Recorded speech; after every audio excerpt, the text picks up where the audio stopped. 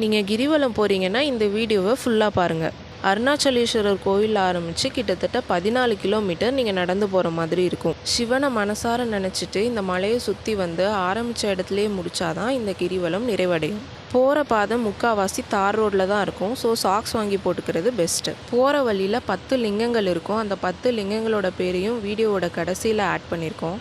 அது போக நிறையா மடங்கள், சின்ன சின்ன கோவில்கள் எல்லாமே இருக்கும். அப்புறம் வழியில் நிறையா மான்களை பார்க்கலாம். போகிற வழியில் நிறையா சித்தர்களும் இருப்பாங்க. சாப்பாடுக்கு பிரச்சனையே இருக்காது. 24 மணி நேரமும் கடைகள் எல்லாம் திறந்து தான் இருக்கும். போகிற வழியில் கால் வலிச்சா அங்கங்கே ஃபுட் மசாஜஸும் வச்சுருப்பாங்க. பகலில் போனால் வெயில் அதிகமாக இருக்கும். ஸோ ஈவினிங் ஸ்டார்ட் பண்ணால் பெட்டராக இருக்கும். பொதுவாக எல்லாரும் பௌர்ணமிக்கு தான் கிரிவலம் போவாங்க.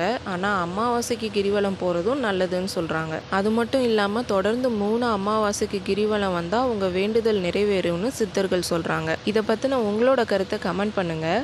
இந்த வீடியோ உங்களுக்கு யூஸ்ஃபுல்லாக இருந்ததுன்னா உங்கள் ஃப்ரெண்ட்ஸ் அண்ட் ஃபேமிலி மெம்பர்ஸ்க்கு ஷேர் பண்ணுங்கள். நன்றி.